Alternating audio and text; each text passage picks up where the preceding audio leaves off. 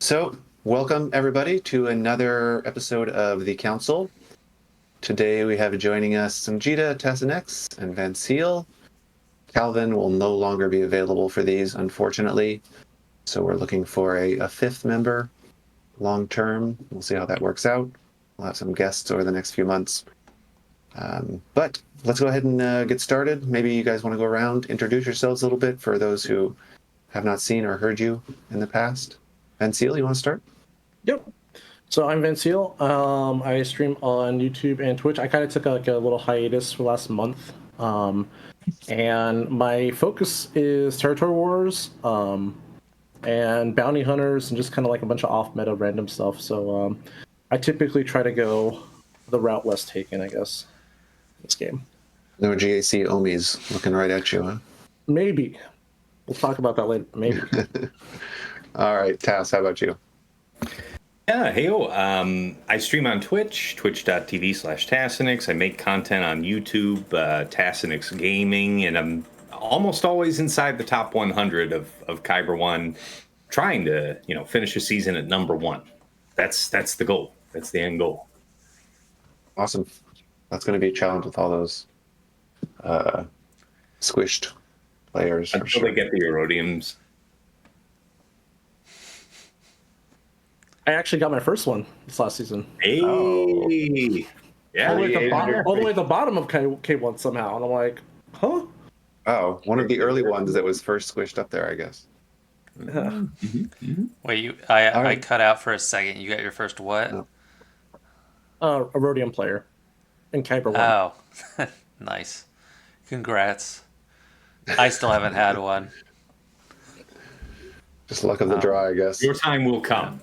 God knows there's enough. I hope not. That would be a terrible video.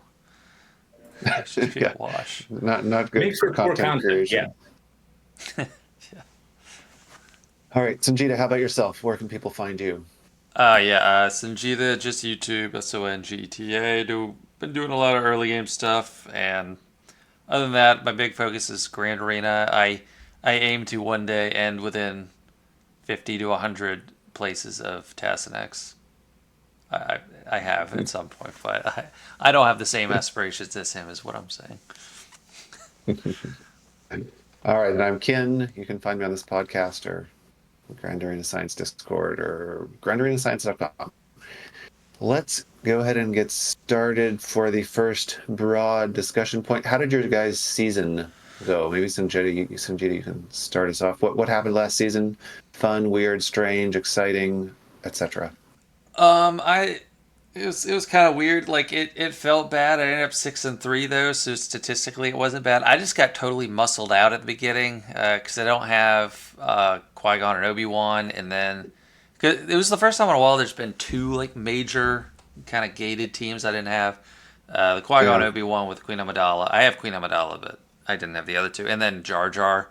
I'm ready for Jar Jar now, but it's like still gonna be a few more weeks. So, and I wasn't ready for how dominant Jar Jar was going to be with Gungans. Because 3v3, I was fine. Like, I ran into him almost every match.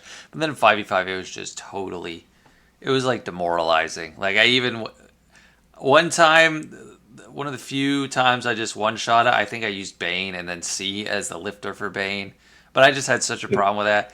After the first week...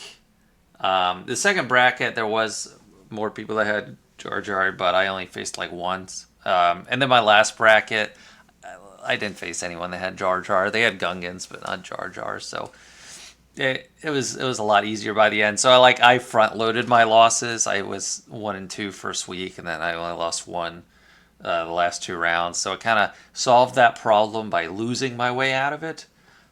Which isn't always the best solution, but it does work. It's definitely a strategy.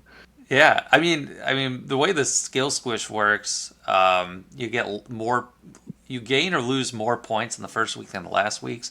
So if you're just trying to maximize wins, it's better to lose early and win late. So that wasn't intentional though. I just got clocked. But yeah, I hope to do better. I just want to have answers for Jar Jar and Padme next season. We're not gonna have the Bane datacrons, so that's something, but we're gonna have datacrons that apply to everybody. So That'll be interesting.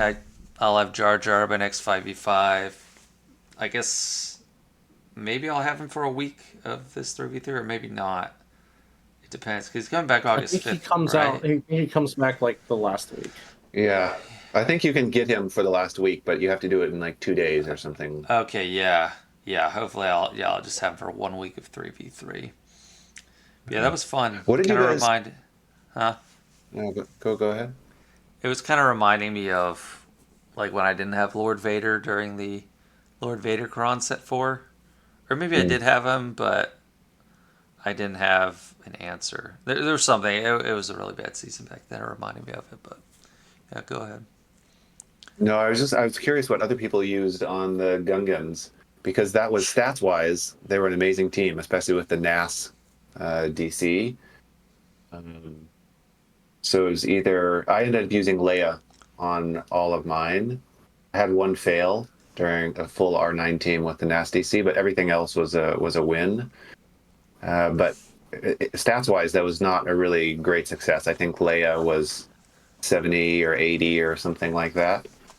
So I'm just curious what other people ended up using. Well, which composition of Leia did you go with? Old Ben and Mon Mothma. Okay, I'd heard about that. Set 15 light side bulk you ran?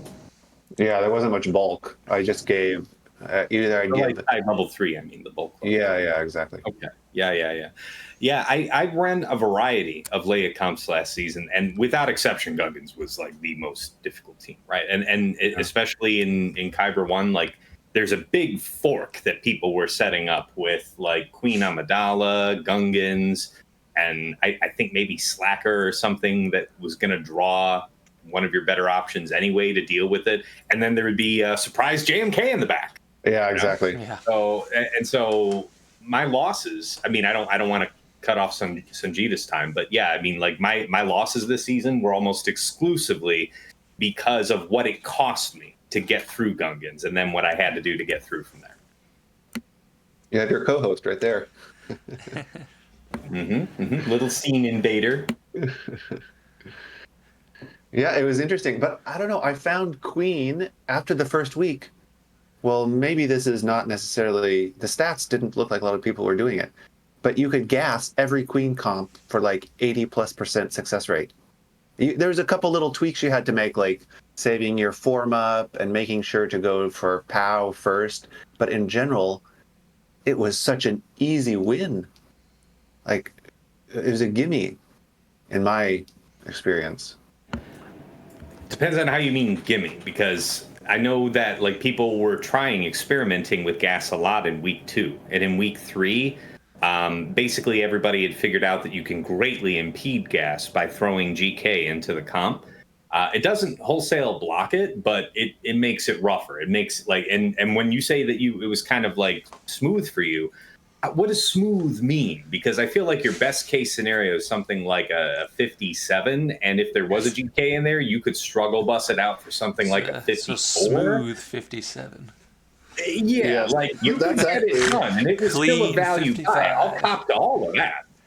So, Yeah, so you're right. By smooth, I mean I didn't feel like I had a chance of losing. The banners were terrible.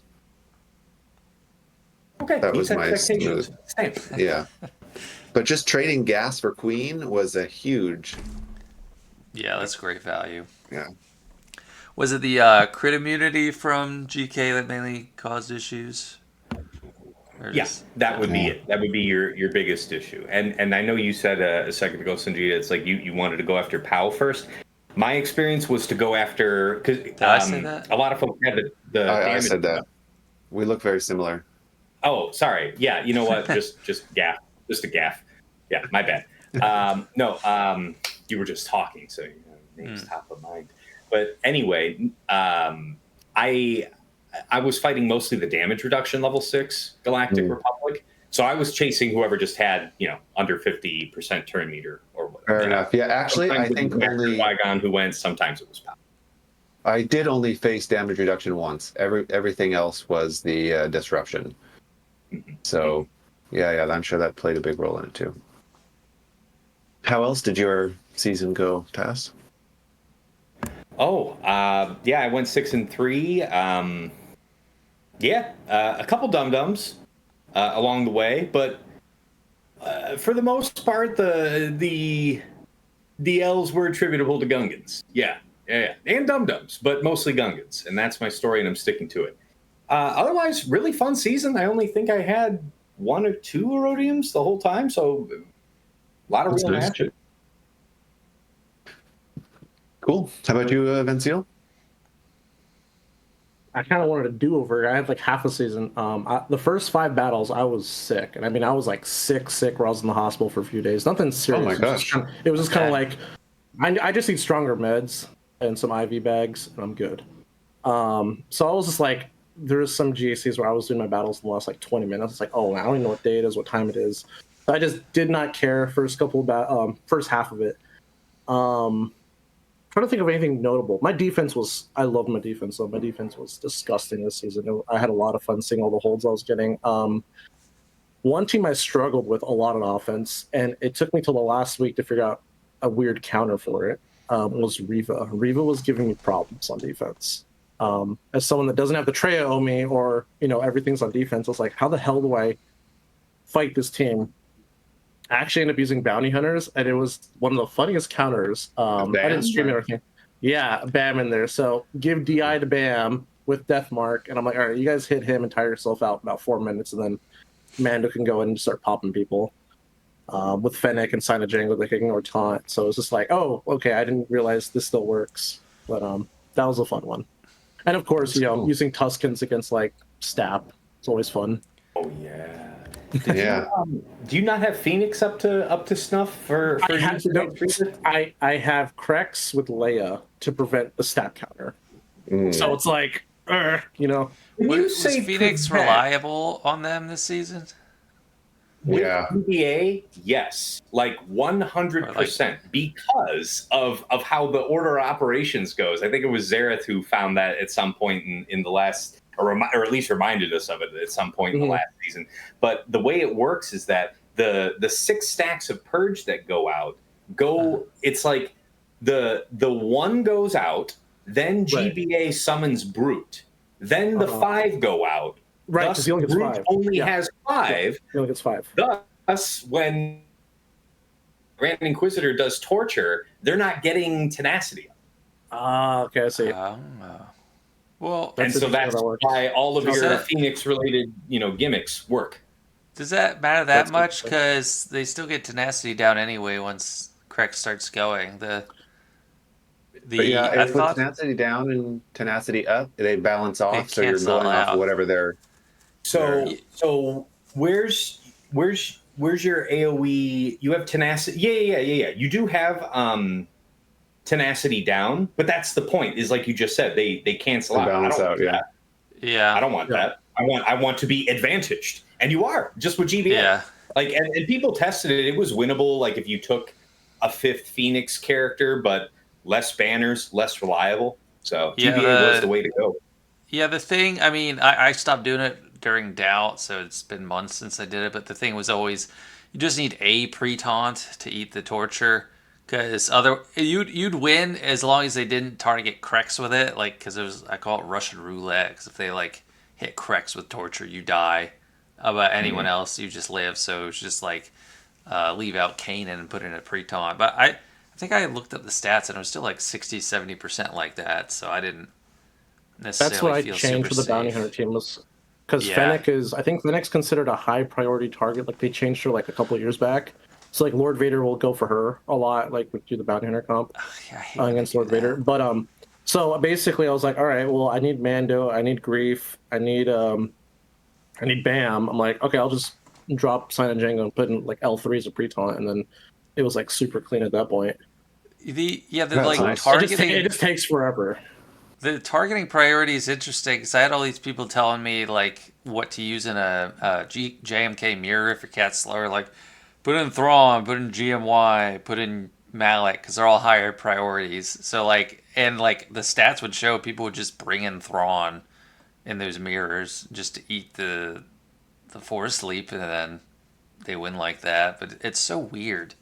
Like I don't know, it just seems so such a brutish way to code this. Like, oh, this guy. Like, they just have like like, do they just have a list they put in the code, like They do. rank They one do through have a list, 20? yeah. There are They characters that definitely- are specifically marked as priority targets. Yeah. And they tweak them also because And the they don't first tell 2 anyone. weeks, they don't. The first 2 weeks after the set 14 came out, set 15 came out.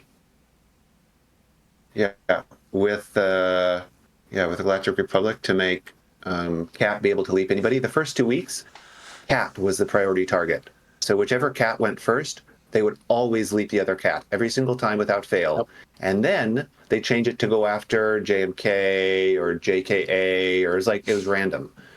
But this was just within 2 weeks because it was, I'm guessing, just because they saw it was just a speed race with Cat and there was no RNG, so easy to sort of manipulate. But They might have they definitely watch it. changed Bane in there too, because like I brought Bane Malik one time because I was like, oh yeah, Malik's a high priority target. They'll target him, but they didn't. I still won because I just managed the cooldowns, but they just only went after Bane. They just ignored Malik completely. So I don't know if This is that what makes me might have been wanna- a recent change too. This is what makes me want to take my Talon to Relic 9 eventually. Yes. Yep. Yeah, Why? Talon's an Because amazing they can- character. Because you can go ahead and try and Yeah, you smite you my feed Bane, Terminator to the whole team. and then Bane, Yeah, Does it save then, him from you know, being Bane's defeated, or just I think Yes, it it does. does. Yep. it does. even insta It does. defeat? So Instant yeah, defeat. as long as it's not permakill, I don't think it Yeah. requires. It says when he would be defeated. It's not like the thing you're Okay. thinking about, where it's like, oh, I It's thought not Jabba or like that something. too. Okay. You're thinking he has to be brought under like 1% health or something. Yeah, but 'cause I I guess- think I checked it a while back and saw it's about if he's to be defeated. So Yeah. instant defeat fits in the set. Yeah, so I think the analogy I'm using in my head is Revan Savior, because I think you can insta kill through Yeah. that. But yeah, I mean, right. that's an argument for Talon. I probably wouldn't do that. But Yeah, it's more similar like five Real star. stretch Like case. if you use like an instant defeat with fives around, like that character just takes it and then fives falls over. Yeah. That would be an interesting. I put one together, I think, like a year and a half ago of how all the instant defeat interacts. But since a year and a half ago and now there's like, 30 more potential Feels interactions? like it, right? And it feels like there's always one they throw on with every datacron set now. Yeah.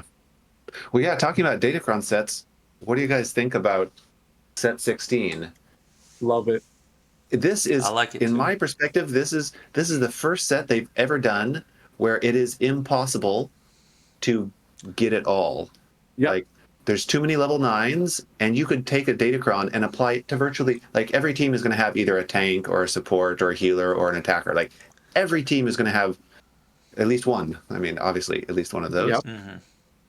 So It's great. It's beautiful. crazy the amount of theory crafting that can be done. Let's talk in terms of like, so obviously each role has the best one in it, like the one they made like the longest, or like The paragraph, new yeah. one. The paragraph. Yeah. So let's like Yeah. try to talk about each role. Like, what are some teams you think will be the best with like the attacker thing, where it's the true damage and the attack again? I was just thinking, CLS has kind of waned recently, but I feel like they could have a pretty good role on offense. There, I don't want to say the boring generic answer by saying there's no right answer in this, but like, It depends on who you're like, fighting, in my yeah, mind, or who you're trying to stop, sort of. Like, Oh, it is and also so they're rock, like paper, scissors. that team is pretty much all attackers. Is another reason I was thinking about it. yeah. Yeah. True. Yeah, and I mean that's gonna be a pain. I mean, I fought a seal. I think I fought one CLS last season. Just there was like one just randomly on defense, and I forgot how much of a pain he is to fight with bulk. I was like, oh my god, can these Wookiees just die, please? Like, please just die. Stop recovering. Like 3% health recovery has a lot more weight with bulk to it. Well, think about one of the set 16s with the attacker level 6. I forget Yeah. what the attacker level 9s are, to be honest. And, 250 defense. That's Yeah. going to be awesome. Oh yeah. Like, Yeah. Defense is The crazy. one I got rolled, I just can't get the level 6. I think I've rolled my level 6 11 times, and I'm like, just give me the one I want, please, is Sabine's. I got the rest of it locked in. Oh yeah. Oh. Because when Fives comes back around, Sabine is going to go with Ray. Yeah. Ray. Kind of like how Dash was with Ray. Yeah, because she takes all these extra turns, and Ray's constantly going to be going into ult all the time. Yeah. That. That's quite clever. That sounds cool. Yeah, I hadn't thought about that one. That's a good one. Stagger City. Yeah. It's funny. I haven't re-rolled a single datacron yet. I think I'm waiting until you have to get the 9 you want, and then you re-roll backwards. Because right now we don't have any MK3 mats to re-roll. But I do like, and I do really appreciate that CG discounted to level 6. I think that's huge. Yeah, that's awesome. That's amazing. And it So caps huge. at 40. Yeah.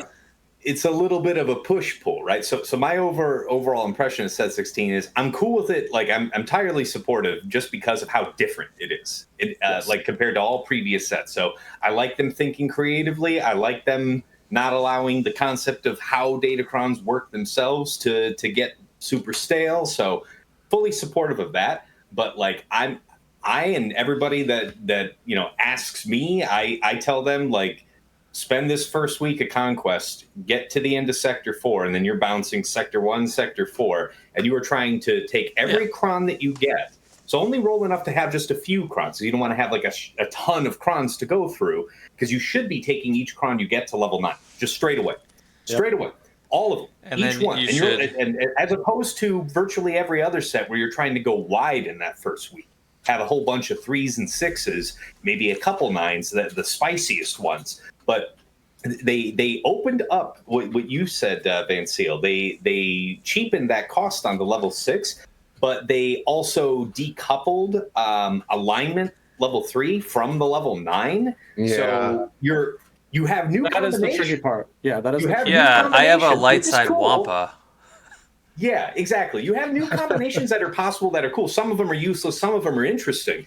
But what it overall means is they gave you more options with this set, but lower probability of getting any one thing that you're actually going for. So you're better off just taking what you get, getting it to level 9, and then adjusting from there based on what it showed itself to be.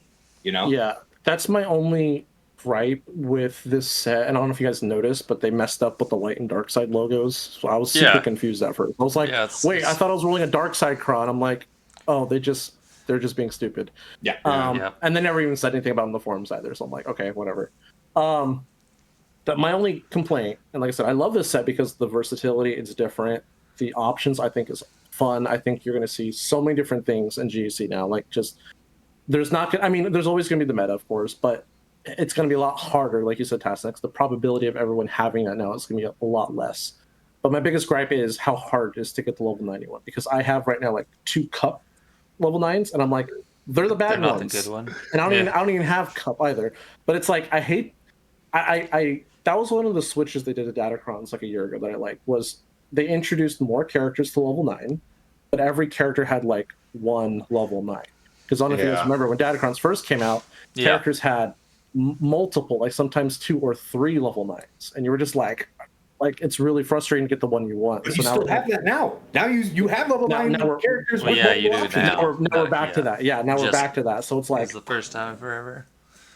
Yeah. So your reroll probability really is a lot, because what before it was like, oh yeah, I'd have like a 30 to 40% chance to get the one I want on a reroll, sometimes even 50%. Now it's like, no, you're down to like 20% to get the one you want now.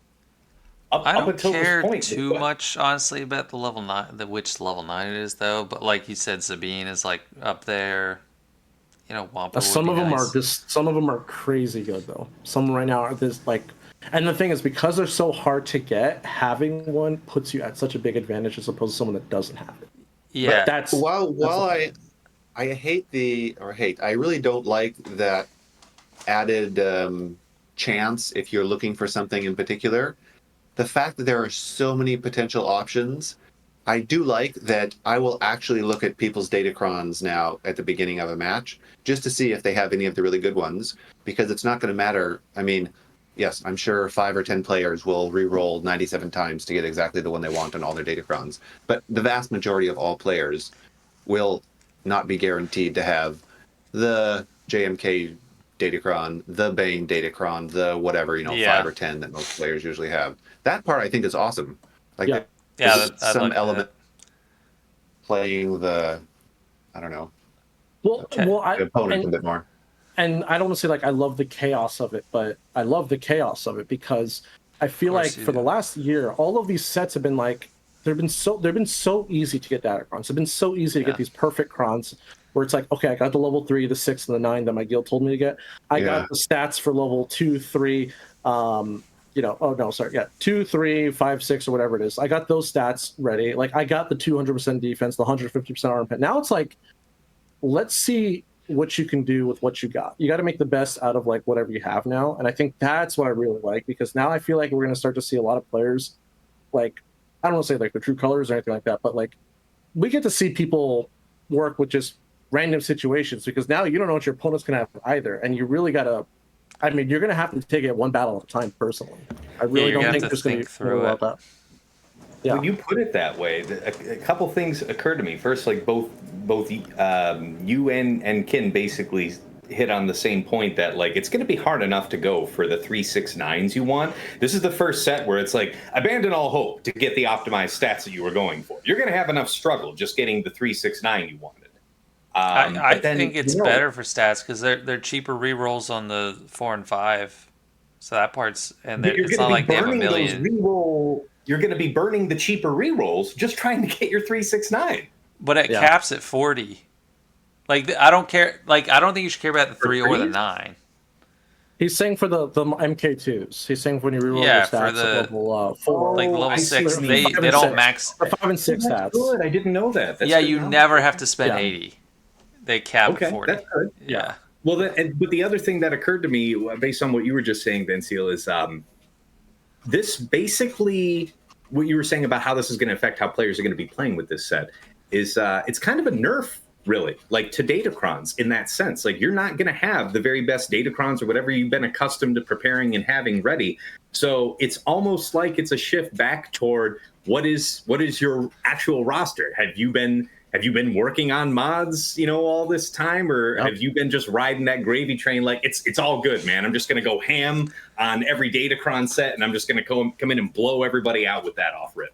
Yeah, because before everyone's had the same teams, generally the same crons, or at least the same level 3, 6, and 9s. Yeah. Now, if you don't have that right 3, 6, and 9, you can't run that same team on defense or offense. You're gonna have to do. You're literally forced to do something else as opposed to your opponent. Yeah, I think it's awesome. From a balance perspective for GAC, I think this is one of the coolest things they've done recently. If you consider mods, characters, ships, whatever, datacrons, this is putting a lot more of the like playing your opponent rather than following the TW instructions for most fights. I'm of course Yeah, most because it's players always don't do been that, but, crons, your datacrons versus their datacrons, and now it's like that equation's kind of gone now at this point. It really is going to be kind of a toss up, in my opinion. yeah, And it's you definitely guys know how much I love Yak, and I mean I don't, but Yes, I love yeah. this change. I love It's this your favorite. datacron set. I think this is really really cool. And when it comes to TW, man, I don't know how you're going to manage to get 50 people with the same crons. I really don't. It's going to be tough. It really is. But, yeah, it's funny. Like on a from a playing perspective, I'm actually pretty excited to play TW just to fight the battles because it's going to be more. Well, every guild is different, right? But it's going to be more about like choosing the datacron that fits best, given whatever guidelines your guild gives you or whatever strategy they use or something like that. But I don't know. It's fun. TW is. I've said it many times before. Not my favorite game mode, just because I have very little agency in that game mode. But I feel that now I'll have a bit more with all the different varieties. Like it's impossible to control for it for all guilds except maybe Maw or something like that. Well, So the best technique of getting the right 369s for whatever you want, TW, for GAC, for anything, is really just to take every cron up to 9 and see what you get, see how little you actually have to re-roll to pursue. Because, I mean, just take another cron up. Like it'll just be, if you got the right 3 but not the right 6/9, like if you're missing 2 out of 3, don't worry about it. Maybe you can turn it into something else later. Go work on another cron. You'll probably get 2 out of the 3 between 369 out of something and save a whole lot of material, because that's a money pit that a lot of people could get stuck on in for this set. And in a way, actually, it is great that we're going into 3s with this datacron set, because do you really worry about week 1 in 3s with datacrons? Sometimes, yes. Well, no, I know you worry about it, but like I would say most we talked 3s, about this last time. Yeah, but like most 3s, you'll go into it looking for a couple or a few datacrons because you know those are going to be the OP ones. Whereas with set 16, there's some really good ones, but do you really care about re-rolling a level 9 to get Sabine, for instance? I really want to get the boss one for defense for 3v3. I think that one's gonna be really funny, where he's just putting out fear like 2 out of his 3 turns, like just for no reason. But then With that tank revive. Doesn't the fear go away immediately too, though? Because he's calling people. Yeah, but he puts it out when he does a special. I mean, when he does a taunt. Oh, sweet. When he taunts or does his Mass assist. Yeah. Hey, that's awesome. So I mean, and then if you have grief on the team for whatever reason, your cooldowns reset. So. But there's gonna be a lot of fun ones. Like the Lord Vader one. Some people have been asking me, like, am I gonna go for the Lord Vader Boba Fett rocket again? I'm like, I don't know. I don't think a lot of people are gonna be placing it on defense, because once people learn. Oh no, it's not for the. Hold on, sorry. It doesn't work with the taunt, because it says when he damages an enemy with a special. Oh, he damages. Yeah, okay. So like every instance of fear will be dispelled unless he's alone, or everyone has days or something, because they'll just hit it. Either way, it's still a good cron for him. The fear is still bad because it'll reduce your cooldowns by 1 or increase your cooldowns by 1, right? Mm-hmm. Yep. Yeah. Isn't that only Darth Revan that's part of his kit or something? For fear? I don't think fear necessarily increases cooldowns from every. Oh, okay. Yeah. That might just be Darth Revan then. Yeah, but it you lose a turn, you lose your buffs. So going back to Lord Vader, are you guys going to be setting the protection up on dots for Lord Vader this season for 3v3, or are you guys worried it's just going to get killed by a Boba rocket? There's no one I'm going to be fighting that's not going to be capable of doing the Boba rocket thing, unless I get Nerodium. I think the only way you counter is you have to place Thrawn and you have to place Maul with him. You have to have both of them, and like it won't work. No, I think you just put the level 6 for attacker, where he attacks again whenever he crits. I don't think they'll last long enough to get to the Boba rocket. Fair. Maybe. Because he's critting on everything versus bounty hunters. Yeah, and the team for Boba rocket, it's usually boss lead anyways. It's like boss creep Boba, I think, and you just kind of like out. Sorry for another interjection. I was wrong about fear. Ken, you're right. I think it's just integral to fear itself, but it's in There's a 1 Darth Revan's cooldown kit that says increased by, like it's the debuff description is in Darth Revan's kit, but it's not part of his kit that causes the increase. So you're Okay. right.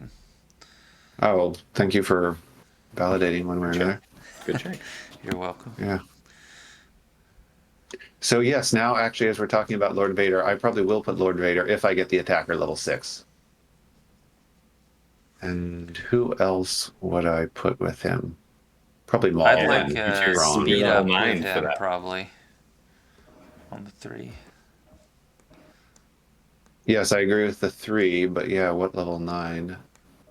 Oh man, you know what I have to say? I'm very curious, and this sort of ties into what we were talking about. I'm going to talk about next theoretically. Is a Jedi Consular. His level 9 is bananas. Holy. Yeah. Yeah, it's basically an entire character in itself. Yeah, yes. It's insane. It's a free marquee character inside the level 9. Yeah. And some people certainly are taking him to 7 or 8, or I've seen a couple of people with 9 for Naboo. For the Jedi Starfighter, right? Yes, of course. Of course. Yeah, ships. You don't have to choose. There's no shame. You actually have multiple areas of synergy to do it now. You could do it and be like, I don't even feel like a jackass. No, I know. because he's in the raid too. Yeah. Yeah. There's no way to go wrong with that at this point. Yep. Yeah, he's a great leader in the raid. He's got great leadership. He is. Yeah. Well, He has Well, no this leadership, is but very- you want him there. yeah. It's very interesting. What do you guys think about the raid? We can go back to Datacrons if we like, but talking about now Jedi Consular, seeing as he is in the raid. Like, what is your first impressions of the raid in general? I've only done it once. I think, Ken, we've only done it once, right? Yeah. Yeah. And so visually, I think it's cool. I like that they're trying something different. I don't know if this counts as our quote unquote ship raid that we've been asking for Whatever. for 8 years, you know? I get a few granted abilities. Hey, it's a ship raid. But I these undersized squads because it definitely because I was all doom and gloom at first because I was like, okay, 30 characters, 25 of them are going to be used. We need R9s for all of them. This raid's out for 8 months. It takes about your average player does about 1 R9 a month. That means we're going to have less than 2 teams by the time they're done. On top of the new GL and everything else you're going to farm. But I like that they're coming up with undersized squads. I like that it's possible to get full points without Jar Jar with a Gungan squad. I think that's a huge plus for a lot of players. I would say my only biggest complaint, and this is I'm an end game player like all you guys, so this doesn't really apply to me, but I know a lot of people do not like the characters that are required for this raid because the last raid, it was like they were all requirements for something, like GLA, something. Yeah, I have a lot of thoughts along those lines too, so yeah, I agree with you. Yeah, there's a lot of characters like Cam, for example. There's a lot of people that don't even have Cam still because, well, Geo's old, and you're either doing the new TB or you're not. So it's like, I don't know. This I don't think this raid was meant for everybody in the game, unfortunately. Like, I don't think it was they were thinking of lower accounts or mid-game players when they were designing it. Yeah. Just from a difficulty level, like I played a few teams at R7.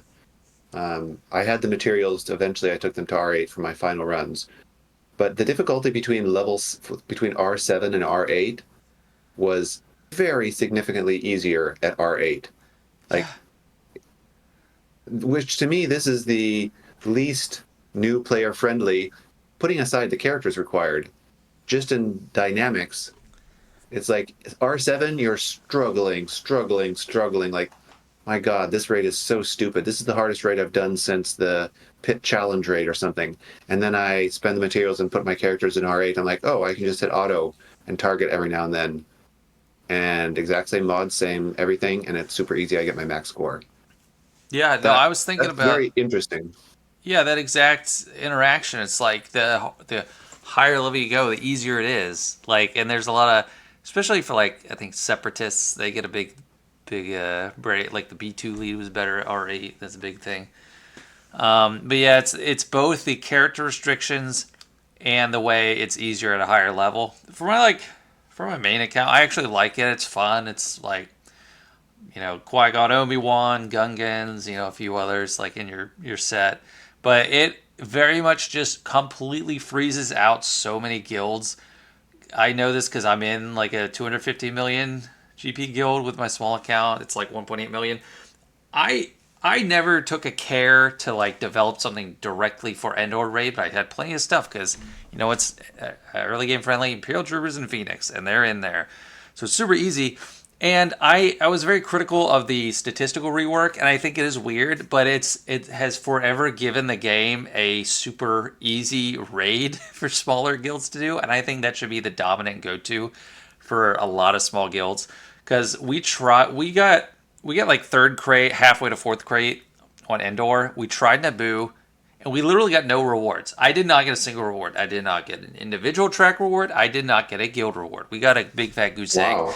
And it's such an irritating message too in your inbox. It said, "Sorry, unfortunately, your guild did not earn enough points to get rewards, so you just get nothing." Like, I wish, like, I know now, knowing that, I think it's an easy choice. Don't try it. And like a lot of cynical people would comment when I was, complaining about it in videos, and would comment on Reddit. Now everyone knows that. Don't try Naboo if you're not like a certain size. Even if you are, like, you're getting a huge decrease in rewards. But I wish they'd do a make good for just that first week, because it was really an ambush. Like, people aren't expecting like, oh, I can't do anything, because I had like Gear 12 Galactic Republic Jedi, and I killed like 2 B1s, so I got 6,000. And then in Endor, you go in with a couple people that do the evasion thing, just hit the evasion button and you get 6,000 or something like that. So Endor was kind of a fluke though, in that it's so easy. You can like get close to a max tier 1 score with Gear 6 characters, but in the new raid, they need to tune that thing down so hard. Level 0, they're all Gear 13. Everything's Gear 13. Like the droids are like impossible to kill, and then you're just the only increased difficult and like the lower levels are difficulty because you just get less points for everything, and it's like still the same task you have to accomplish. You have to get through so many waves. So yeah, it is very much like a huge divide. It's designed only with endgame players in mind, which Endor was too, but in like they forgot about how easy it'd be for newer players. So yeah, I don't know. It's It not good definitely in feels that like regard. it definitely feels like they're pumping the brakes in terms of R9 Rewards. R9 R8 R9 mats for everybody. But the thing is, too, for endgame players, it is okay. Maybe for end game players, it's too easy. Like I will have Yeah. eventually, I can get the max possible score for my yeah. rewards, Yeah. and for much higher than my guild needs on average for us to get a max score. With 4 teams, 3 of them on auto or directed auto. Yeah, Like that well, is if just you it's like easier and impossible, right? Because like either a team completely trounces it, like the Luminar lead because of the true damage. You got to kill like the whole wave at once, or you're gonna be stuck. If you're trying to single target, they heal. Like they heal. So if you try it with a team that's not well suited, it's so frustrating. They yeah. just heal. Like you get someone almost dead. Oh, they're all the way healed, all the way back up. So it's just if you Yeah. didn't kill them the whole wave in like one shot. Yeah, it's a weird design space. Like they're aiming for this slice of 10 or 20% of the player base and nobody else. And no real incentive to do really, really well because this I didn't follow it so closely in the initial discussions, but there was supposed to be like for players who really achieved well, the next level box would give you some additional rewards, but Oh that yeah, doesn't exist. Yeah, kind of like they have conquest structure, where it's like if you complete normal mode, the first box of hard mode will have equivalent and better rewards to Yeah. incentivize you to progress. But this is not here, and No. there's no extra rewards for getting the last reward box. It seems like they missed out another level of rewards. Like the top is 12.15 or something, and they're missing out on a 13.5 or something Didn't like they that. say there was going to be an R9 box? And then like they said something about a new box. they edited the post and removed that. Like they said, like, oh, we're gonna add an R, like another box that's gonna pretty much require all R9s, R9 yeah. teams That's for what I endgame recall, players, something to that extent. a new also. box. But then they went back and edited the post and they took out that statement. Oh, interesting. Okay. I didn't see it after it had been edited, but yeah, that's what I was recalling as well. Yeah. Some sort of incentive to do really well. What do you guys? No, go ahead. Go ahead. I was gonna say, like, the one thing that I almost want to tell players is like, if your guild's not gonna go for the Naboo raid, don't go for Gungans. Like, if you're a newer player, because I know Gungans are really good right They're now, and I know it's like expensive, endgame right? players. It's just That's true. I'm really putting, I don't know why, I'm really getting Tuscan vibes from Gungans. Oh, Like, it's yeah. not that Well, Tuscans not are that bad or bad, anything. but- It's just once you get, like, once they're not as relevant, they're really just not going to be as relevant, I guess is what I want to say. Like, I don't know how to explain it. Like they only have one faction tag, right? They only have one Yeah. faction tag. They are a gimmick team. They do one thing only. So once people figure out counters for them, they're kind of just dead in the water at that point. They're not saying they're a bad team. It's just if you're going to spend the next 8 months going for Gungans and you're going to be getting them right when this raid is going to be shipped off, I don't know if that's worth it. Under those Yeah, conditions, fair. But like, think about how long. Think about how long after Inquisitors, the full Inquisitors team was available, that you had galactic challenges focused on Inquisitors. That's the only thing that Inquisitors- jumps out at me is thinking about all the galactic challenge money you might be missing out on, because you know they've been mashing that Gungans button a while. Not for Sure, no but you cow. can They're never still- gonna you get can that still- anyway. You can still get the T8 box for GCs and get your 2 Omis without using Gungans. Mhm, mhm. And the one thing with Inquisitors, though, is Inquisitors, they have 3 faction tags. So they're going to be more relevant with datacrons. They have Empire, you got Ufu, and you have Inquisitors, which I feel like they're always going to have something because it feels like one of those three is always. I think they have. I don't think there's been any break from them having a level 6 ever. Something, yeah. Yeah, they're like Inquisitors are always super relevant. Tuskens, it's like Tuskens are really good when they get their datacron. When they don't, if Bulk's around, they're also really good. But outside of that, they're kind of just like a 3v3. They're a very specific team. 3v3, yeah, they do have the Omis and threes, so I mean you do have that. I think Gungans are a bit better than Tuskens. I would like put them somewhere in between. Yeah, I mean they're way better. Sort of like gas. In a world where you've had like Finzori as like a staple defense team for years, even before people were doing it for offensive counters on Ray and stuff like that, this is easily a like as far as prevalence on your defense. If you have Gungans and you have the Omis on Jar Jar, yeah, that team will always be used. You'll find some use for it on offense if there's a meta purpose, but just like Finzori for however long now, right? Like you're not going to not use Finzori, whether or not there's some type of resistance thing in meta. So I feel like if you have Gungans with that condition, right? Like to what you're saying, like if they don't have it fully invested or whatever, probably pretty mediocre. Yeah. But otherwise, I think it's like that's the problem with the power creep in this game. They're not changing the board size, so something else is shunted off. You're not going to be seeing something else that you've been otherwise running on defense reliably, for example. Speaking of things being shunted off, I wanted to ask you guys: do you guys think Luthen is coming? Do you think Luthen is going to be forgotten about when he comes out? Like just based on he's going to be coming out with all these other things. Like we have a new epic confrontation, we have a new GL, we have the new raid everyone's working on, and the new players, whatever current GL they're also trying to farm. It's like, do you guys think Luthen's going to just get thrown under the rug a little bit? To me, no. The power level of Luthen feels like how I felt when I looked at Scion of Django's kit. Like, very cool things in there, and I'm sure he'll work against some counters, but I have a hard time seeing exactly to the point that Tass just made, like, what team is he going to push off the board? Well, he's gonna. You know how Saw? I say this all the time on my stream. Saw always feels like he's almost always meta. Like he's almost always worth putting on defense if you've got the Omicron and you've got a decent Rebel fighter team set up. But with Luthen on there, I think we'll be having a pretty strong case for a use for Saw on defense and perhaps some enhanced functionality for Mon Mothma on offense. Have to play and see. But like, do I see it maybe getting less press than all the other things you mentioned, Van Seal? Absolutely. Do I think for the observant GAC player, I think that they're going to let it pass by? I don't think so. Especially if you already have investment in those Rebel fighter teams.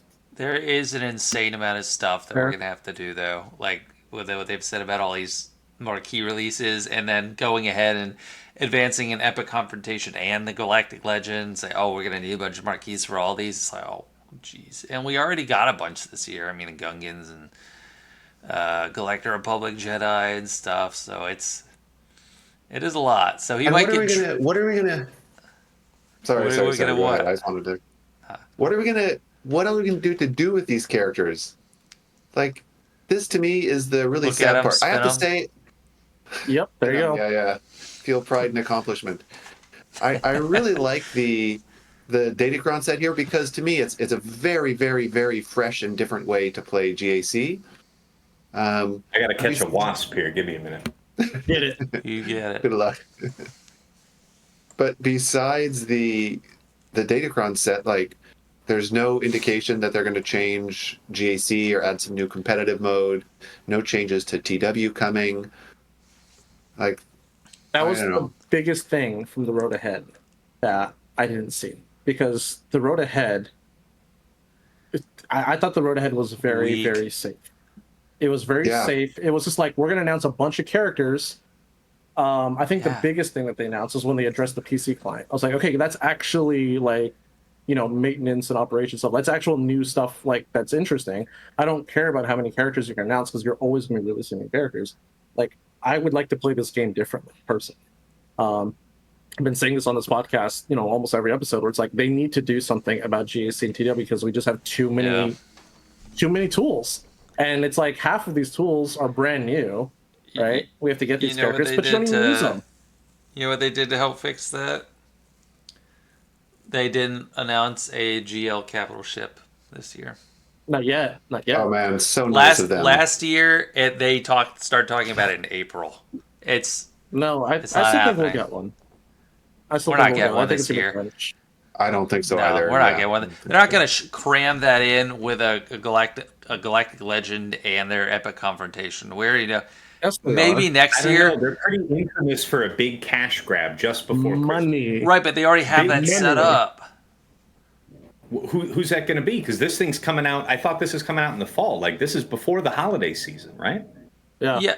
Well, so like the GL capital ships have always come out in like July or August, and now they already like say Q3 we got either Balin Skull or Ahsoka. They're talking about Ahsoka's requirements now. I don't know if Balin Skull is going to leapfrog her for like who comes out first, but they got one for Q3, one for Q4. I don't. There's no GL ship. I don't think. Yeah, I agree with that, but there's definitely something they're cramming in because it's usually just like what was it? It was Starkiller a couple years ago, and what was it last year? There's like three. There's your three characters Starkiller, you have to get your bow. Yeah. There's always they're always setting you up where it's like, hey, you gotta shell out and get this thing that's coming out right here around the holidays. Yeah, I think that would be nice if they added a character to Balin Skull. Because I like how they've been adding planets and new ways to get extra resources. I guess because extra resources. But those are all for like end game players. It's like it's like players that don't need it. Why do I care about? Yeah, I know exactly. It's really sad. The task. I know. I need everything. Don't speak for me. But gosh, Tass, like how do you not have everything at R8 right now? Everything at R8 is pretty much done. If I needed to be at R8, it's long since been R9. there. The question is how many R9s? I think I'm actually just about to cross the Rubicon. 100 R9s. Oh my gosh! Yeah, you have double what I have. No, and that's the thing. Like I always go back to the old TV map when they announced, Res of the Empire, whatever it's called. I'm like, where are these new characters? They had like little slots for extra characters, and it would just be nice to do that for TV. Just something, and then obviously, like, can they just drop R10 now, please? Like at this point, something, yeah. Like give something for end game players to chase after, because it's just like, and I guess that's probably not a good thing to say, but R10, please. Like I would really like R10. Yeah, I would like to chase after something that affects all or most of my characters rather than chase after a character. Yeah. Be careful what you wish for.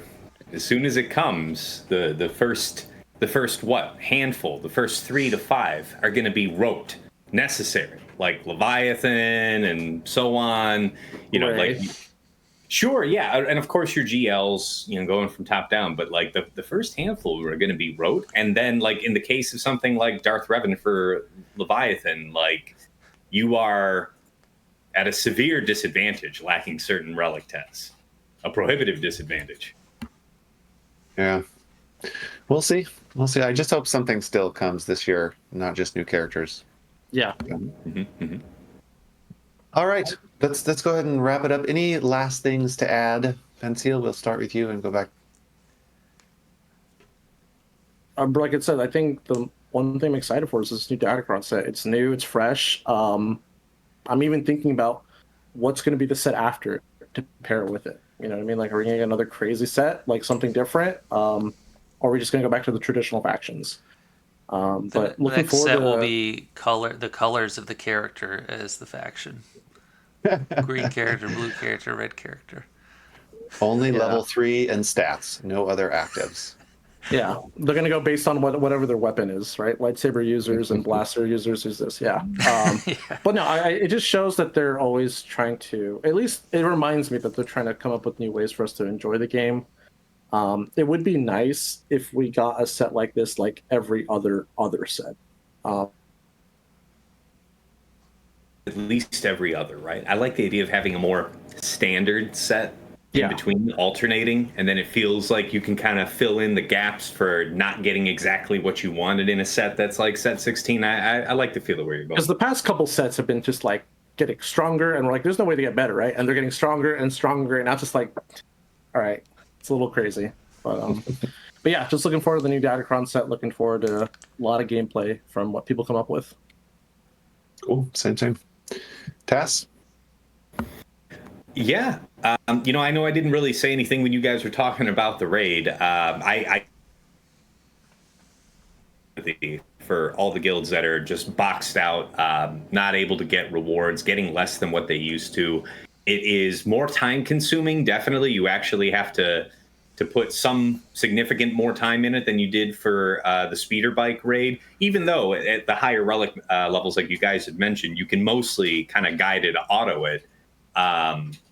All that said, all those conditions covered, it is stunning. It is gorgeous. Like, it is just visually, like, you listen to it, you hear the music, you hear the sound effects. It is a banger. They put love into this thing, okay? The tuning, all those other, very legitimate complaints absolutely are worth addressing, but this is a stunner. Like, there is no other raid that has, everything else is, it's like comparing, like, PlayStation 2 to NES. It's like that. Yeah. Like the gap of effort, the gap of like, wow. Like the first time I hit that transition button going from the ground up into space, and the ships all phase in and they're all holding steady and hovering there, and you got the stars streaking at you, and I used one of the abilities and I'm diving on the droid control ship, like, I'm like tripping out looking at this thing. So it definitely has its downsides, but like artistic direction wise, whoo. And should the day ever come that they do make the Death Star raid, man, like, do I have so much more faith in the degree of execution that they'll put on it? Because if you had to tell me, it's like, oh yeah, I hear the Death Star raid's coming next on the heels of something like something like Speeder Bike with the skipping. They only towards the end of Speeder Bike raid did they actually fix that skipping issue that would make everybody motion sick. Yeah. Like, it was such hot garbage. So if you had to tell me that they were going to go do Death Star after that, nah, it's just going to be terrible. But after this, hopefully. Well, what if they told you they were going to do this one then after the last one? Would you have it? Oh yeah, no. I didn't have very high hopes. Anybody who asked me said it's like you've already done, like, remember when you're unlocking Gungans and you're going through the marquee character events and you're just doing those waves of B1s that you're killing. Conquest, where you just kill the B1s that shoot the bombs. Yeah, where it's just some lame thing set out on a field on Naboo, and I was expecting something really super dumb. I was expecting something really super dumb, phoned in, and low effort, and this is just spellbinding, like all the way around. So that's it. That's my vote. Sanjita? My closing thought is a question for Tassanex. Are you or are you not going to use Cup? He's ready. He's ready. He's been in blue gear for me up until this week. Blue gear, like gear full, like 3, 2, 3, 4, something, wherever it starts to turn blue. That's where he's been for years. 7, I'll try to have him relic 8 before the start of the week. But only the dead will know peace from the level 9 Cup datacron. Well, who are you running him with? Don't know yet. I think that the strength of the setup is probably not in 3 versus 3 with Queen Amidala, but like probably worth trying in 5s, something like that. But yeah, it's like the strength of that 9 with level 3 or the percent health damage level 3, and there's a whole bunch of ways to make that work. There's a whole bunch of ways. Like that level 9 is so widely applicable. I'm just looking forward to it. I guess you want him to be really fast. I guess that's some type of commitment you'll have to make to him mod-wise, but I'm excited. I'm excited because it's more applicable than something more gimmicky. Like, you remember the Night Sister Initiate thing. That really felt like a kind of a one-trick gimmick, whereas I intuitively feel like some real plug-and-play application with Cup going around on a variety of light side. So we'll see. Nice. because it's not faction restricted, right? Like it's not like, oh, Yeah. well, you'd be a fool to run Cup on a light side team that's not Galactic Republic because he's Galactic Republic. Da, da, da, da, da. It's not like that. So Yeah. Yeah. It'll be interesting. I also am curious to see what you do or other people do with Cup. Like, one of the things that I'm most excited about with this set is actually, for the first time in a long time, I'm very curious to go watch videos of, or streams or something, of different content creators, because there's no way that I'm going to have the same datacrons that everybody else does. So the only way I'm going to be able to see them is to watch other people, that's a new thing. So I'm curious to see how that goes. For a moment, I don't know if the talk of datacron or Cup scared him off, or he had to blow his nose or something. He's also chasing a wasp. Yeah, the same wasp that The same wasp. Yeah. he got away from me, so it actually might be. It might be. Sorry, He I was had a in the same state or something. particularly violent sneeze I had to attend to. Gotcha. Well, on that note, we've sneezed our way out of the show for this month. So thank you guys as always. It was a pleasure, and looking forward to chatting next month. All right, take care. All right. Thanks. See you guys. See ya. Cheers. Bye.